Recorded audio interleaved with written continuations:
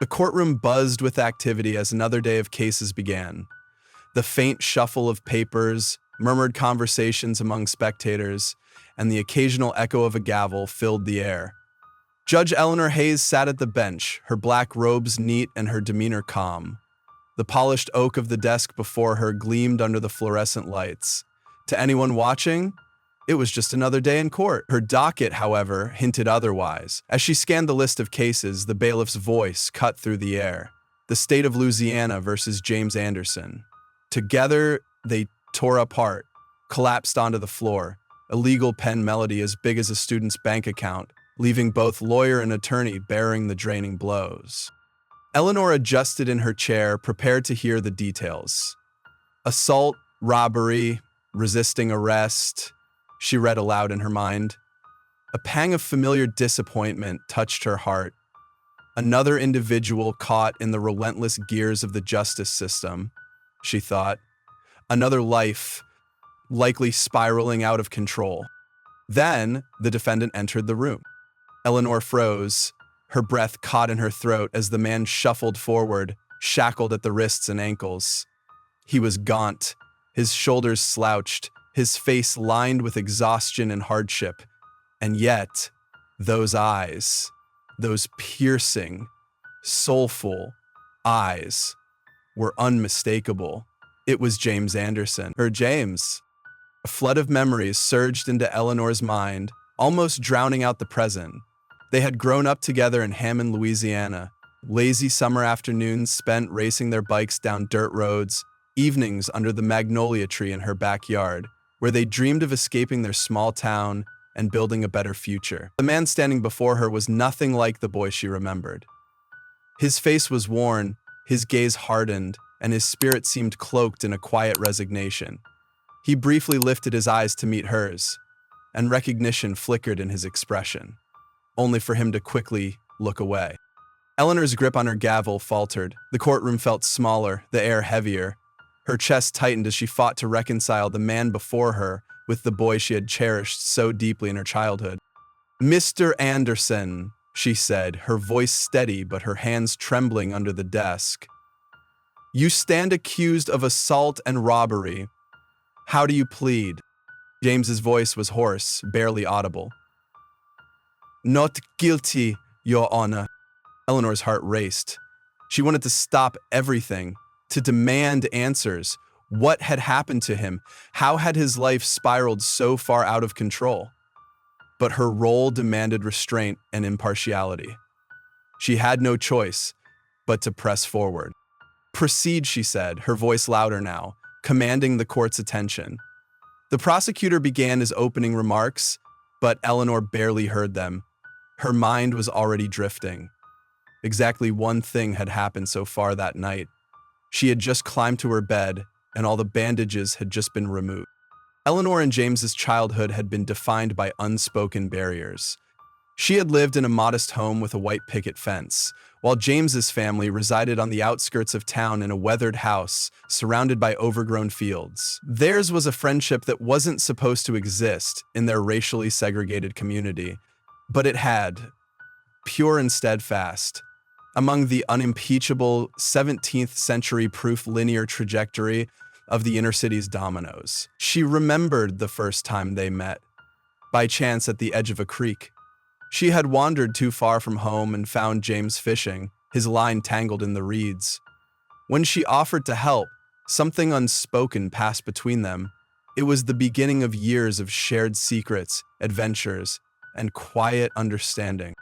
"Eleanor," James had once said during one of their many late-night talks, lying on his back under the stars, "you ever think about leaving this place, going somewhere where people don't judge us for just sitting together?" At the time, she had laughed, brushing off the idea as silly. But James had been serious. Even as a boy, he had recognized the weight of the world they lived in and dreamed of escaping it. Her words had been funny, but always with a hint of undertone of pain. "Are you angry?" she asked. "I thought you'd be sad when this all happened." "Yeah, I am. I'm pretty sad." Their friendship deepened despite the whispers and disapproving looks from neighbors. But it all came crashing down one fateful summer day. Eleanor's father caught them sitting on the porch together. His voice was cold and sharp. "Eleanor, get inside. Now." She hesitated, glancing at James. He gave her a small, sad smile. "Go on," he said softly. "I'll see you around." But they never saw each other again. Shortly afterward, James's family moved away, and Eleanor poured herself into her studies. Determined to make something of herself, she excelled in school, went to law school, and eventually became a judge. Yet, no matter how far she climbed, she never forgot James. Or the day she was forced to turn her back on him. Now sitting on the bench, Eleanor studied James as the prosecutor laid out the case against him. He was accused of robbing a convenience store in Baton Rouge, attacking the clerk during the process. The clerk sustained minor injuries, and James was found a few blocks away with cash allegedly matching the amount stolen. Eleanor's stomach churned as the prosecutor painted James as a dangerous criminal. The man described didn't match the James she once knew, but that was years ago, and people change. Lisa Porter, James's defense attorney, was sharp and determined. She immediately began dismantling the prosecution's case, questioning the reliability of eyewitness testimony and pointing out that the surveillance footage from the store was grainy and inconclusive. When the footage played, Eleanor leaned forward, scrutinizing the screen. The figure in the video wore a red hoodie and moved quickly, grabbing at the counter before disappearing off screen. The quality was too poor to identify the individual. Could this truly be James? James's alibi claimed he had been walking home from a friend's house at the time of the robbery. However, his friend refused to testify, citing fear of retaliation. The jury's skeptical expressions showed how damaging that refusal was to the defense. The court adjourned for the day, but Eleanor couldn't shake the memories or the emotions they stirred. As James was led away in shackles, she found herself wondering, had she failed him? Could she have done more to protect him all those years ago? And was he now guilty of the crime? Or just another victim of a system that seemed designed to see men like James fail? The courtroom was tense the next morning as Lisa Porter called Officer Daniel Harris, the arresting officer, to the stand. Eleanor watched closely. This was a critical moment. "Officer Harris," Lisa began, "you apprehended my client 2 blocks from the scene of the robbery. Is that correct?" "Yes," Harris replied. "And what led you to believe he was the suspect?" He matched the description, a Caucasian male, mid-40s, wearing dark clothing. Lisa raised an eyebrow. "Dark clothing? But the suspect in the video was described as wearing a red hoodie. Did you find a red hoodie in Mr. Anderson's possession?" "No," Harris admitted, shifting uncomfortably in his seat. "Did you search the area for this hoodie?" Lisa's voice sharpened. "So, to clarify, you arrested my client based on a vague description with no physical evidence linking him to the scene." Harris hesitated. "I followed protocol." "Protocol?" Lisa repeated, her tone biting. "No further questions?" The jury exchanged uncertain glances as Harris stepped down. Eleanor noted the tension in the room. For the first time, doubt crept into the narrative the prosecution had so confidently laid out. The defense then brought in a forensic analyst who testified that the surveillance footage was unreliable. The timestamp had been altered, and the figure's height and build didn't conclusively match James's. The prosecution tried to dismiss the testimony, but the seed of doubt had already been planted. Finally, James took the stand. His chains clinked softly as he approached. His voice was steady but raw with emotion. "I've made mistakes," he began, "but I didn't do this. That night, I was walking home. The cops didn't ask questions, they just decided I was guilty because I looked the part." He paused, his voice cracking slightly. "I've been fighting my whole life to be seen as more than a stereotype. I'm tired. I just want the truth to matter." Eleanor's throat tightened. His words weren't just a plea for freedom, they were a cry for dignity and humanity. After closing arguments, the jury deliberated for hours. When they finally returned, the room fell silent as the foreperson read the verdict. Quote, We never escape the hurt feelings of the grieving families, close quote. In the case of the state of Louisiana versus James Anderson, we find the defendant not guilty. A wave of murmurs swept through the courtroom. Eleanor struck her gavel, restoring order. She glanced at James, whose shoulders sagged with relief, though his face remained unreadable. The weight of the trial and everything it represented still clung to him. "Mr. Anderson," she said, her voice steady, "you are free to go. Court is adjourned." As the room emptied, James lingered. He approached the bench, his eyes meeting Eleanor's. "You knew me," he said quietly. "Why didn't you say anything?" Eleanor swallowed hard. "Because I couldn't. I had to be fair." James studied her for a long moment. "Fair," he repeated, bitterness creeping into his tone. "The world's never been fair, not for people like me. When I was worse than you, how could you be so worse than me?" Isabel smiled. "You're right," she admitted, her voice barely above a whisper. James gave a faint nod before turning and walking away, his back straight as he disappeared through the courthouse doors. Eleanor sat alone in the empty courtroom, her thoughts heavy. She had upheld the law, but she couldn't shake the feeling that justice was more than verdicts and evidence. It was about the lives shaped by the system, the people who fell through its cracks. As the evening sun cast long shadows across the courthouse steps, Eleanor made a silent vow. She couldn't change the past, but she could fight for a future where fairness wasn't just an ideal, it was a reality. As James stepped out of Eleanor's office that day, she watched him leave with a mix of hope and unease. Their conversations had opened doors to healing, but they had also unmasked a deeper truth about the scars James carried. Eleanor couldn't help but feel there was more to his story than what he had shared in court. Or even with her, the extra dock collected on James's right arm. And the dirty patch. That night, Eleanor sifted through old photo albums, searching for remnants of their childhood. Among the pictures of school events and family gatherings, she found one that stopped her cold.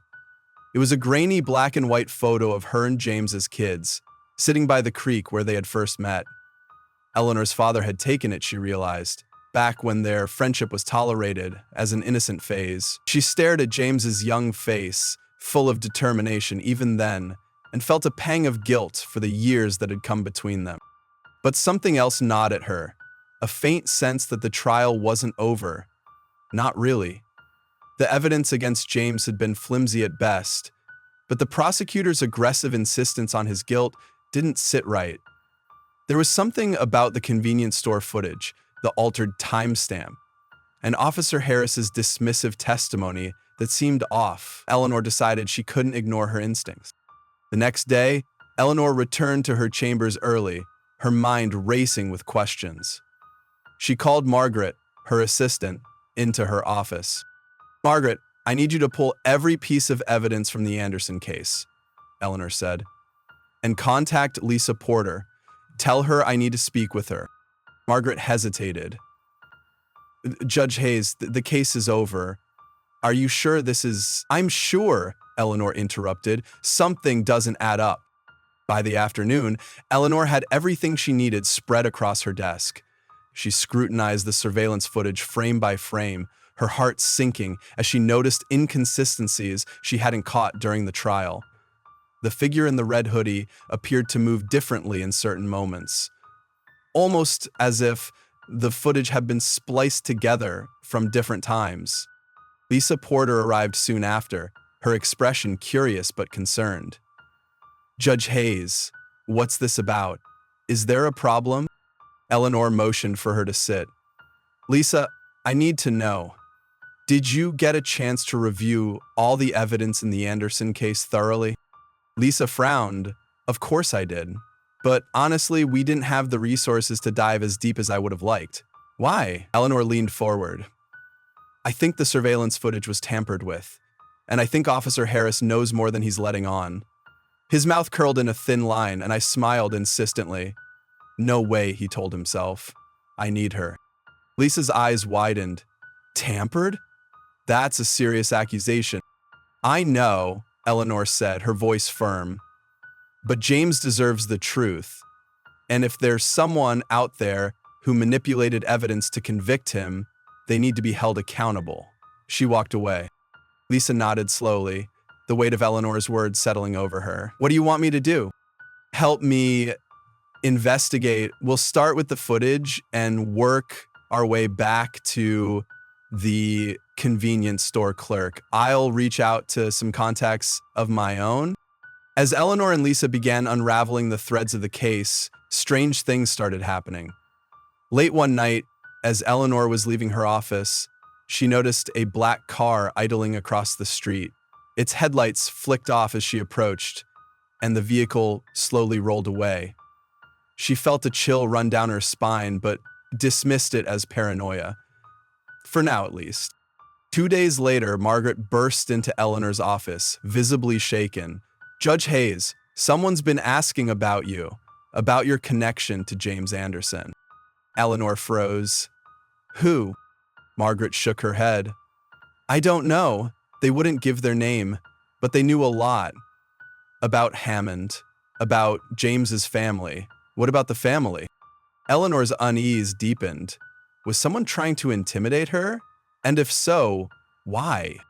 Meanwhile, James was trying to rebuild his life, but his past wouldn't let him go. One evening, as he was locking up at the nonprofit where he had started working, he noticed a figure lurking near the alley. The man stepped into the light, revealing a face James hadn't seen in years. Terrence Powell, a childhood acquaintance who had gone down a much darker path. James, Terrence drawled, a smirk playing on his lips. Long time no see. James's chest tightened. Terrence had been bad news back in Hammond, a petty criminal with a knack for dragging others into his schemes. What do you want? James asked, warily. Terrence's smirk widened. Just catching up. Heard about your little trial. Congrats on getting off. But, you might want to be careful. Some people ain't too happy about how things turned out. What's that supposed to mean? Terrence shrugged. Just a friendly warning. You've got people watching you, James. People who don't like loose ends. James's heart pounded as Terrence disappeared into the shadows. What had he gotten himself into? The next day, James went to Eleanor, his face pale and his hands trembling. Someone's following me, he said, his voice barely above a whisper. I don't know who they are, but they know things. About the trial, about my past. Eleanor listened intently, her mind racing. James, did you recognize anyone? He hesitated. Terrence Powell. He showed up last night, but I don't think he's the one pulling the strings. He's just the messenger. Eleanor frowned. Terrence Powell. That name sounds familiar. He's Richard Powell's brother, James said bitterly. You know, the prosecutor who tried to bury me. Well, Eleanor's stomach dropped. The pieces were starting to fall into place. But the picture they formed was more sinister than she had imagined. Was Richard Powell involved in framing James? And if so, why? Eleanor and Lisa began digging into Richard Powell's background. And what they found was alarming. Powell had close ties to the convenience store owner, ties that extended beyond a professional relationship. Financial records revealed that Powell had invested in the store and stood to gain from its success. Could that have been his motive for framing James? But there was more. Eleanor discovered that Powell's brother Terrence had been arrested multiple times for petty crimes. Yet his charges had mysteriously been dropped every time. It seemed the Powell brothers had a mutually beneficial arrangement. Richard kept Terrence out of trouble, and Terrence did Richard's dirty work. Eleanor's blood boiled. This wasn't just about James. It was about corruption at the heart of the justice system she had sworn to uphold. As Eleanor and Lisa prepared to confront Powell, the threats against them escalated.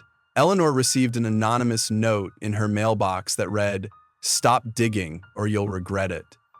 Lisa's car was vandalized, the tires slashed and the windshield shattered. But instead of scaring them off, The threats only strengthened their resolve.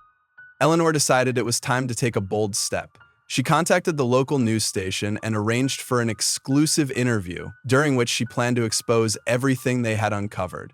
But before the interview could air, Eleanor received a call from James.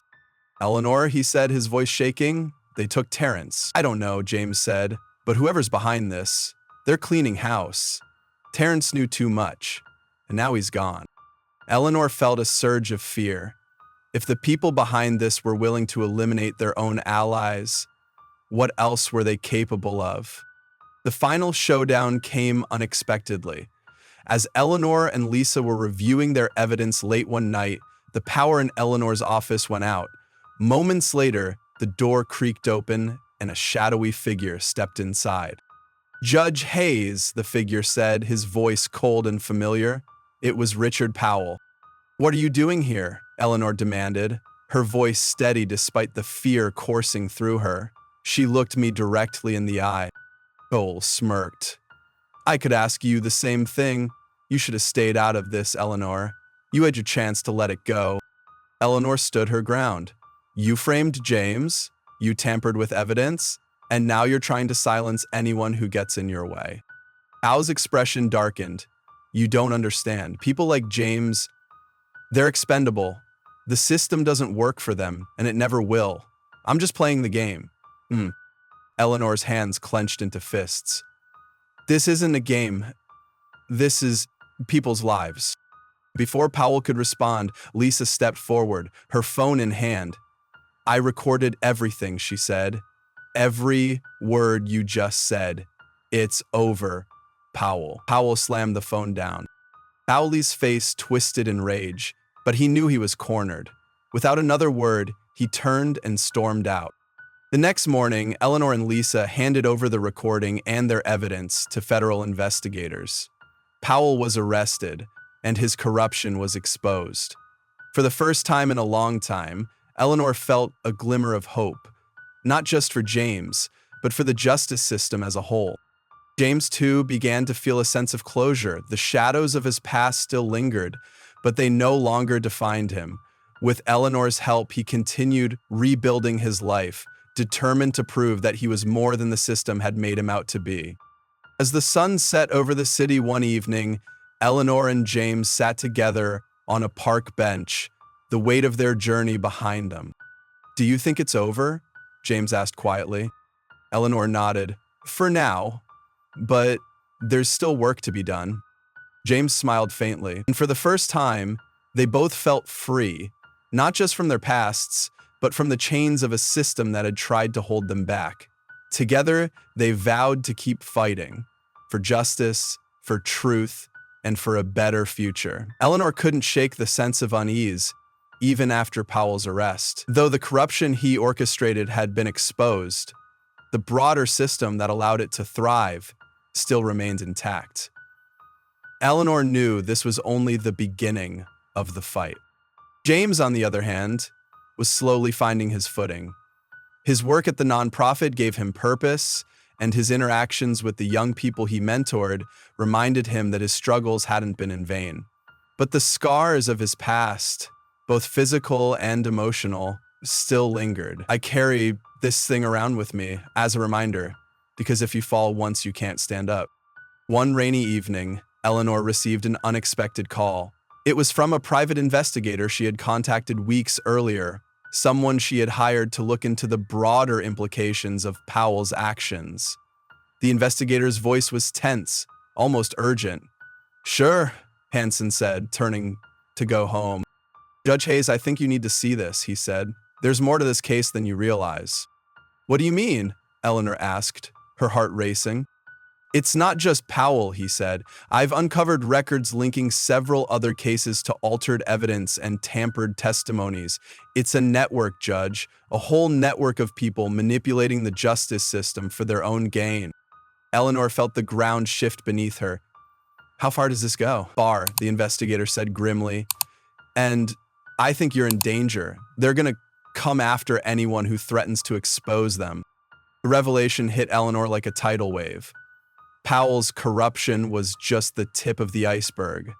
The system she had dedicated her life to wasn't just flawed, it was actively being exploited by those who saw justice as a game to be rigged. And now, by stepping into the fray, she had made herself a target. That night, Eleanor sat alone in her kitchen, her hands trembling as she mulled over her next move. She knew she couldn't back down, but the stakes had never been higher. Her thoughts turned to James, to everything he had endured, and she felt a surge of determination. If she didn't fight for people like him, who would? The next morning, Eleanor met with Lisa and James at a small diner on the outskirts of town. The atmosphere was tense as she shared what the investigator had uncovered. "This isn't just about Powell," Eleanor said, her voice low. "It's bigger than that. There's a network of people manipulating cases, targeting vulnerable defendants, and profiting from their convictions. We have to expose them." James's jaw tightened. How do we do that? These people, they're powerful. They've already proven they're willing to do whatever it takes to protect themselves. Lisa nodded. James is right. This isn't just about finding evidence. It's about staying alive long enough to use it. Eleanor leaned forward, her gaze steady. "We'll do this the right way, quietly, methodically. We'll gather as much evidence as we can and bring it to the FBI, but we can't do it alone. We'll need allies." The trio began their investigation in earnest, reaching out to trusted contacts and digging into cases that showed signs of tampering. James proved to be an invaluable asset, using his connections in the community to uncover stories of others who had been wrongfully accused or railroaded by the system. Each story added another layer to the growing web of corruption they were unraveling. But the deeper they dug, the more dangerous their mission became. One evening, as Eleanor was driving home from a meeting with the investigator, she noticed a car following her. At first, she tried to dismiss it as paranoia, but when the car sped up and began tailing her closely, her fear became undeniable. She took a series of sharp turns, weaving through side streets, in an attempt to lose her pursuer. Finally, she pulled into a crowded parking lot and waited, her heart pounding as the car drove past without stopping. Huh? Eleanor sat in her car for several minutes, trying to steady her breathing. She knew she couldn't let fear stop her, but the reality of the danger they faced was becoming impossible to ignore. Meanwhile, James had his own brush with danger. Late one night, he was walking home from the nonprofit when he was confronted by two men in dark clothing. They blocked his path, their intentions clear. "You need to back off," one of them said, his voice cold. "Whatever you and the judge are up to, it ends now." James clenched his fists, his mind racing. "I'm not backing off," he said, his voice steady despite the fear coursing through him. "You can't scare me." The men exchanged a glance, then stepped closer, but before they could do anything, the sound of approaching footsteps startled them. A group of teenagers from the nonprofit appeared, their laughter and chatter cutting through the tension. The men quickly retreated, disappearing into the shadows. James exhaled shakily, grateful for the unexpected intervention, but the encounter only reinforced his resolve. He wouldn't let them silence him. Not now, not ever. He wasn't able to meet their gaze, but he could see they were doing exactly that, silencing him. Not now, not ever. As the weeks went on, Eleanor, James, and Lisa began piecing together the full scope of the corruption they were fighting. They discovered a pattern of cases involving defendants who lacked the resources to defend themselves, people who had been targeted because they were easy to convict. The evidence pointed to a network of corrupt prosecutors, law enforcement officers, and even judges who had conspired to manipulate outcomes for financial gain. One name kept appearing in their investigation: Judge Marcus Blackwell, a senior judge with a reputation for handing down harsh sentences. Eleanor had always respected Blackwell, but the evidence against him was damning. He had presided over multiple cases with suspicious outcomes, and financial records showed unexplained deposits in his accounts. Marcus Blackwell? Naughty she'll pronounce that one because it was the most innocuous. Eleanor knew confronting Blackwell would be risky, but she couldn't ignore what they had found. She arranged to meet him privately, hoping to get answers. Gwen? The meeting took place in Blackwell's chambers late in the evening when the courthouse was nearly empty. Blackwell greeted her with his usual calm demeanor, but there was a glint of suspicion in his eyes. "No, not free," Blackwell told her. She rolled her eyes. "If both men weren't killed." "Eleanor," he said, gesturing for her to sit, "what brings you here?" She hesitated, then took a deep breath. "Marcus, I need to ask you about some cases you've presided over, cases that appear to have been tampered with." Blackwell's expression darkened. "Careful, Eleanor. That's a serious accusation." "I'm not accusing you," she said quickly. "I'm just trying to understand what's going on. There's a pattern, Marcus, one that points to a network of corruption. I need to know if you're involved." Blackwell leaned back in his chair, his gaze narrowing. "You're playing a dangerous game, Eleanor. If I were you, I'd stop before you dig too deep." Eleanor's stomach churned. "That's not an answer." "It's the only one you're going to get," he said sharply. "Now, if you'll excuse me, I have work to do." Eleanor left his chambers with a sinking feeling. Blackwell hadn't admitted anything, but his reaction spoke volumes. He was hiding something, and he wasn't going to let her uncover it without a fight. The turning point came when the investigator uncovered a smoking gun. A series of emails between Powell, Blackwell, and several other key players in the network. The emails detailed their schemes, from tampering with evidence to coercing witnesses. It was the proof they needed to take their findings to the FBI. But before they could act, tragedy struck.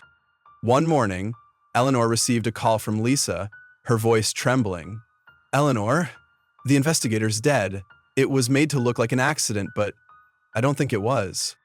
Eleanor felt a wave of grief and fear wash over her. The stakes had just been raised, and the cost of their fight was becoming all too clear. Despite the danger, Eleanor, James, and Lisa pressed on. They presented their evidence to the FBI, who launched a full-scale investigation into the corruption network. Arrests were made, including Powell and Blackwell, and the truth about their actions was finally brought to light. The aftermath was bittersweet. Justice had been served, but the scars of the fight remained. Eleanor knew the system was far from perfect, but she also knew she couldn't give up.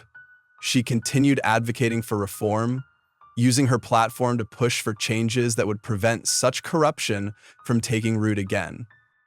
James, too, found a renewed sense of purpose. His experiences had made him a powerful voice for change, and he used his story to inspire others to fight for justice. 1 year later, Eleanor and James stood together at a community event, addressing a crowd of people who had come to hear their story. As they spoke about their journey, the challenges they had faced, the dangers they had overcome, and the lessons they had learned, it was clear that their bond had only grown stronger. "Justice isn't just about laws and verdicts," Eleanor said, her voice steady. "It's about the people whose lives are shaped by those decisions. It's about compassion, fairness, and the courage to stand up for what's right." James nodded, his gaze sweeping over the crowd. "We've all got a part to play," he said, "and together, we can build a system that works for everyone, not just the privileged few." The crowd erupted into applause, their faces filled with hope. For Eleanor and James, it was a moment of triumph, a testament to the power of resilience, redemption, and the unbreakable bond between two childhood friends who had found their way back to each other. As Eleanor and James left the community event that evening, the energy of the applause and the hope it symbolized still buzzed in the air. Yet, beneath their shared sense of accomplishment, Eleanor felt the familiar weight of unfinished business. The FBI investigation had dismantled the corruption network's core, but the fallout from the trial of Richard Powell and Judge Blackwell revealed troubling truths. Dozens of cases were overturned and families began to step forward, demanding answers. Each story of injustice and exploitation rekindled Eleanor's drive to ensure that the system she had sworn to uphold became one that served all people fairly. That night, as Eleanor sat in her living room with a cup of tea, her phone buzzed with a call. It was Lisa Porter. "Eleanor?" Lisa said, her tone sharp. "I think we missed something. I've been reviewing the overturned cases, and there's a name that keeps coming up. Gerald Monroe." Eleanor frowned, recognizing the name. "He was a private investigator, wasn't he? Worked for some of the prosecutors." Lisa hesitated. "He wasn't just a private investigator. Monroe acted as a middleman between Powell's group and other external players. He never got pulled into the investigation, but the more I look into his connections, the more suspicious it seems." "What are you saying?" Eleanor asked, her voice low. "I'm saying this network might not be fully dismantled. Monroe could still be out there, working in the shadows." The next morning, Eleanor met Lisa and James at Lisa's office. They pored over files and documents, tracing the breadcrumbs left by Monroe. The deeper they dug, the clearer it became that Monroe had been the linchpin connecting Powell's network to a larger web of influence. Financial records revealed payments to Monroe from unidentified shell companies, and witness accounts suggested he had orchestrated several key pieces of evidence tampering. As they worked, James grew quiet, his gaze fixed on one of the files. "What is it?" Eleanor asked. James held up a photograph of Monroe, taken years earlier. "I've seen this guy before," he said slowly. "Back when I was arrested. He showed up at the station, talking to Harris." Lisa's eyes widened. If Monroe was there, he wasn't just some peripheral player. He was actively involved in framing you. Eleanor nodded, her jaw tightening. "Then we need to find him. If he's still out there, he could be orchestrating more cases like yours." Tracking down Gerald Monroe proved more difficult than they had anticipated. Every lead seemed to dead end, and the few contacts who might have known his whereabouts were either unwilling to talk or mysteriously unavailable. Days turned into weeks, and their frustration grew. One afternoon, Eleanor received an anonymous letter in the mail. It was written in blocky, almost childlike handwriting and contained only a single sentence. "Stop looking for Monroe, or you'll regret it." Eleanor stared at the letter, her hands trembling slightly. She knew the threat was serious, but it only fueled her resolve. She brought the letter to Lisa, who immediately contacted the FBI. The agent assigned to their case, Special Agent Carter, assured them they were working to locate Monroe, but Eleanor could tell by his tone that he wasn't optimistic. Then, one evening, James received a call from one of the young men he mentored at the nonprofit. "Mr. Anderson," the boy said, his voice hesitant, "I think I saw the guy you were looking for. The one from the picture." "Where?" James asked urgently. "At the old warehouse on Jefferson Avenue. He was with some other guys. They looked shady." James hung up and immediately called Eleanor and Lisa. Within the hour, they were parked a block away from the warehouse, watching from a distance. Neither one of them ever came back to work, but they both survived the pandemic. "This could be dangerous," Lisa whispered, her voice tense. "We should wait for the FBI." Eleanor shook her head. "If we wait, Monroe could disappear again. We need to know what's going on." They crept closer, sticking to the shadows as they approached the warehouse. Through a broken window, they could see Monroe standing with two other men, his posture relaxed as he handed over a folder. Eleanor strained to hear their conversation, but could only make out fragments. "Next target, keep it quiet," Monroe said, his voice low. Lisa pulled out her phone and began recording the scene. Suddenly, one of the men glanced toward the window, his eyes narrowing. "Phone," he called out suddenly. "Link account?" The man nodded. "Yes, operator the fourth can pick the one operator there is on the street." "We've been spotted," James hissed. "Go," shouted Graham. They scrambled back toward their car, but before they could reach it, two more men appeared, blocking their path. Monroe stepped out of the warehouse, a smug smile on his face. "Well, well," he drawled. "Judge Hayes and her little team of do-gooders. You should have stayed out of this." Eleanor stood her ground, her heart pounding but her voice steady. "It's over, Monroe. We have enough evidence to bring you down."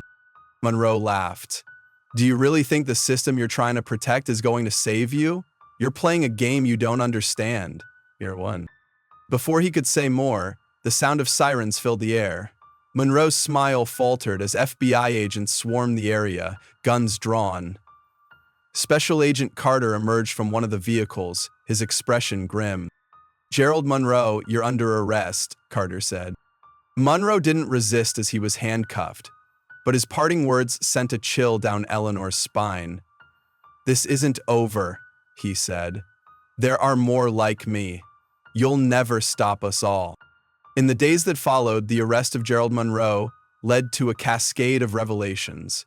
His records and contacts exposed even more players in the corruption network, some of whom held high-ranking positions in law enforcement and the judicial system. The FBI's investigation expanded, and more arrests followed. For Eleanor, the victory was bittersweet. She knew they had made significant progress, but Monroe's parting words haunted her. How many more people like him were out there, exploiting the system for their own gain, and how many more innocent lives would be caught in their web? One evening, Eleanor visited James at the nonprofit. She watched as he worked with a group of teenagers, his patience and kindness shining through. When the session ended, he joined her on a bench outside, the cool night air wrapping around them. You're doing good work here," Eleanor said, her voice soft. James shrugged. "It helps. Gives me something to focus on." They sat in silence for a moment before Eleanor spoke again. "Do you ever think about what's next? About what you want to do beyond this?" James looked at her, his expression thoughtful. "I used to think I didn't have a future," he admitted. "But now, I don't know. Maybe I want to do more. Speak out, share my story, help other people who've been through what I've been through." Eleanor smiled, pride swelling in her chest. "You'd be good at that." James nodded, a small smile tugging at his lips. "And what about you? What's next for Judge Hayes?" Eleanor sighed. "I don't know. There's so much work to be done. The system we're fighting, it's bigger than I ever realized. But I can't walk away. Not now." James placed a hand on her shoulder, his touch grounding. "You're not alone in this," he said. "We'll keep fighting. Together." Um, uh, well, Hayes cracked his eyes open. As the months passed, Eleanor and James continued their work, their bond growing stronger with each challenge they faced. Their journey was far from over, but they had found purpose in their fight for justice and in each other. For Eleanor, the path ahead was clear: to reform a system that had failed so many. For James, it was to use his voice to inspire change and give hope to those who had none. Together, they vowed to keep pushing forward, knowing that the road would be long, but worth every step. In the end, they realized that justice wasn't just about laws and courts. It was about people, about standing up for what was right, even when it was hard. And as long as they had each other, they knew they could face whatever came next. If this story captivated you, there's an even more amazing one waiting for you on screen. Be sure to check it out. And if you want to stay up to date with all our future stories, whether heartwarming, thrilling, or dramatic, don't forget to subscribe. That way, you'll always be the first to see our latest uploads.